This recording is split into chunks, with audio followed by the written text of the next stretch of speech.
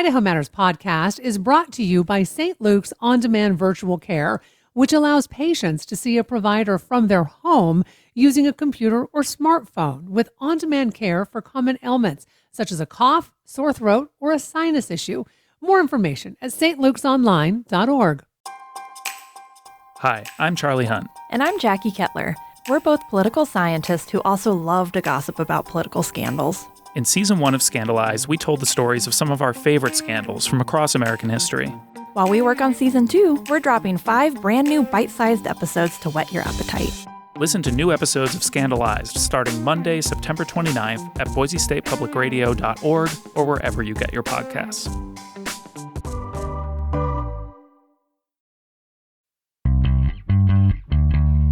From the studios of Boise State Public Radio News, I'm Gemma Gaudette. More Idaho Matters right now. Author Kathleen West is pivoting from her well-known fiction novels to a quirky, feel-good mystery caper. It's the perfect read for a lazy summer day. And Kathleen is joining us now to talk more about her latest book, Making Friends Can Be Murder. Kathleen, welcome to the show. Thank you so much. What a great intro. I love that description of the book. Well, oh my goodness. Okay, so give folks a synopsis of the book and the main character. Sure. The book starts, what has happened is our main character, Sarah Jones, has moved from Vermont to Minneapolis. And she has a very common name, obviously. And when she gets to Minneapolis, she joins a group of same namers in a club for all people named Sarah Jones. And they're together for a while and do some creative projects together. And then another woman in Minneapolis, also named Sarah Jones, is found murdered. And the group decides that it's their sort of destiny or responsibility to investigate the case. Oh, so where did you come up with this idea? Because I think it's so funny that it's just this, it's in the sense, it's like, oh, how many Sarah Jones are there? I mean, probably more than we can count. Yeah. And I used a couple of websites to figure that out with Social Security data too. So there are quite a few. The idea came because my name is actually pretty common too, Kathleen West. And I very frequently get emails for other Kathleen Wests. And sometimes the emails are really personal. Like somebody wants to invite me to a family dinner, or someone wants to tell me that Uncle Jim died, or sometimes other Kathleens are looking to rent apartments. And a lot of times I felt like, well, maybe I should write these people back and let them know that I'm not the right person. And so I just started thinking that through, like, what would happen if I engaged with all these other random Kathleen Wests in the world? And a few iterations later, we have this group of intrepid crime solvers. I have to tell you, I don't know what it's like at all to have a common name. Right. It is truly like and can I just tell you, here's what's really funny.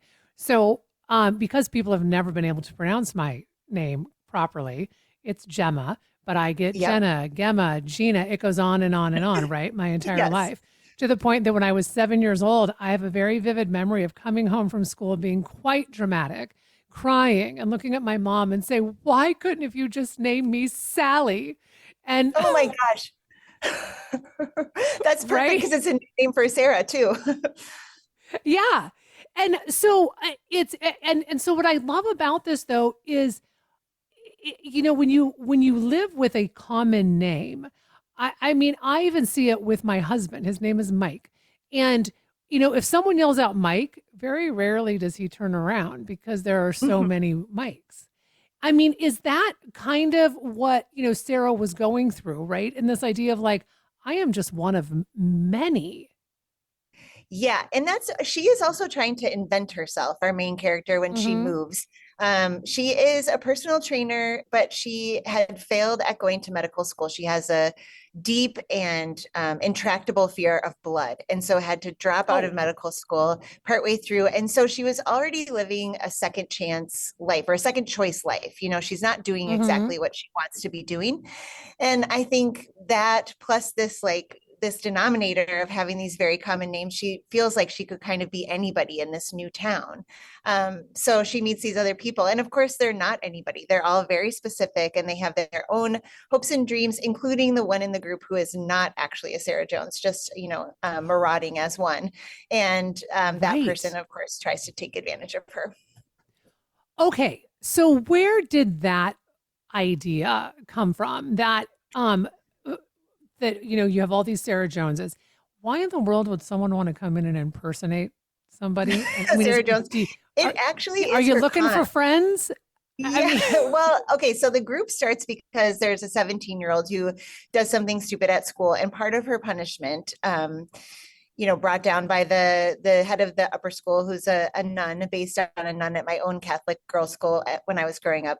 Her job mhm. is to create this intergenerational group for friendship, like authentic friendship, and to use social media for a genuine purpose. So that's how the group starts, and everyone kind of has to have a reason for joining it. And our fake Sarah Jones, her con is that she finds people with really common names and meets them, and they feel Oh. like it's sort of magical to meet someone with their same name who's like a perfect friend for them, and that's her way into people's lives. So there's been a few before Sarah Jones when she eventually gets there. Mm. Mm-hmm. Okay, and so this is also part of why when this one Sarah Jones is found dead, all of a sudden it's like, well, could it be this imposter in the group? And when I say this is quirky and a caper, I think that that describes this book perfectly. Yeah, it's so funny that you use the word quirky, because I handed it into my editor and she said, this is optimistic, quirky, and fun. And right away, like, I latched onto that description. I even printed it on a t-shirt. So I think that you hit it right on the head. It is kind of weird. It's an odd concept. And it's the most fun book that I've ever written. It's very Oh, light. All of the characters are likable. In some of my previous books, people would say, like, well, I love the story, but it really stressed me out because this one character always does a terrible thing or makes a bad decision. And in this book, like, I just don't think readers are going to feel that way. So your description of, filling a summer day, like an easy summer day with this book, like, that's really my hope for it. it reminds me of Deanna Rayburn's Killers of a Certain Age and her Yes, I've sequel, heard that before, which but I haven't read that book. oh my gosh, you have to. So Okay. good. So good. Where why did you decide to kind of take a turn and really kind of go away from what you are used to writing? Well, when I first started writing, so I'm a teacher by day, that's my day job, and I'm a middle-aged mom. I was really interested in kind of the all of the issues surrounding motherhood, competitive parenting that I Mm, was seeing at school and my home life, and friendships between moms that form and dissolve when kids get older, the impact of our younger experiences on our middle-aged selves. Like, I was interested in all of those things. And after I wrote my first three books, I sort of felt like I had said everything I wanted to say about suburban motherhood, or my own kind of experience in it, or tangential experiences of other people, mhm. like me. So I really was looking to go a different direction, and I pitched a few ideas to my publisher that were much darker. And my publisher was like, well, this doesn't really read like a Kathleen West novel. And I'm like, why? Because the pool of Oh. blood and the, like, so it took us a while to to find the concept that was going to work. And when we arrived at it, it really is me, like this lightness, like the dialogue, the text messages, like, I found it wasn't easy to write at all, but the finished project is very much me, yeah, in a new way. And I think readers in general right now are interested in genre fiction. There are a lot of mystery readers out there, a lot of romance readers out there. And I went to a Catholic girls' school, so writing romance does not come naturally to me. But mystery was really an exciting place to go because I've been a mystery reader my whole life. You know what I liked about this too, though, is I like a good mystery, like a kind of like a capery thing. Mhm. And sometimes I do like those ones that are, those psychological thrillers, but they Yes. can be really heavy and really deep. And there is something about like this time of year as we're going into summer where I want something lighter, but I also don't always want to pick up a rom-com. So Mhm. I think that this just hits such a great balance. Thank you so much. I really hope it resonates with readers like that too. And one thing that I really like about the book is that all of the characters, including our murderer, you if you don't like them, you definitely feel empathy for them and understand where they're coming from. So I don't think there's going to be that one controversial character where people are like, oh man, love to hate her, or that person really bugged me. I think these are kind of like an appealing group of people, and they're very diverse and intergenerational. All they really have in common is they have that same name. So I want to talk a little bit about this intergenerational friendship, because I think sometimes this goes underappreciated. And because I'm finding in my own life that I all of a sudden have friends who are, of course, like my age, right? But now Mm-hmm. that I'm of a certain age, I have friends who are younger than me, maybe by 10, 15 years. But I also now have female friends who are, 70 years old, who are, 20 some years older than me. And I never kind of expected that because I was like, how do you find commonality? But these friendships have been really beautiful. So, I mean, have you experienced that in your own life? And is this part of the reason why you wanted to bring these intergenerational friendships to light? Yes, absolutely. I am 47 now. And so I had some older friends that I had met in graduate school, or when I was the young teacher at school, I would meet older women and become friends with them and have had long lasting friendships.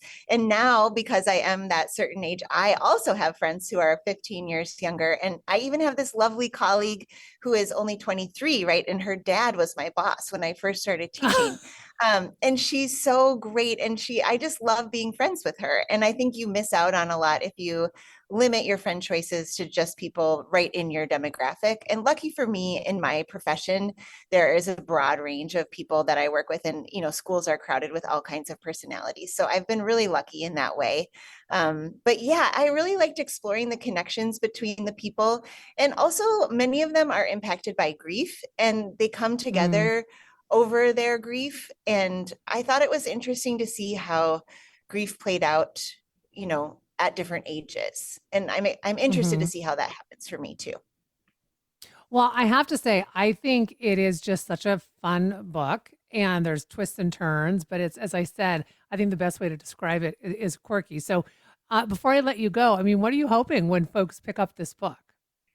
I hope they just really love it. I hope it's just really fun. In the past, I have really shied away from reading my reviews. I've been very sensitive about it, but for this book, I've Hmm. been trying some different things, and I did read some reviews, and I was really happy to find that the book isn't really controversial. People are just saying like this is a really fun book to read. So I hope people pick it up and laugh a lot, and also have some like heartfelt little moments in there. Maybe they think of their own lives or reflect on something, but mostly this is a book to enjoy. Kathleen, thank you so much for taking time to talk with us today. Really appreciate it. We've been speaking with author Kathleen West about her new book. It is called Making Friends Can Be Murder. It is out now.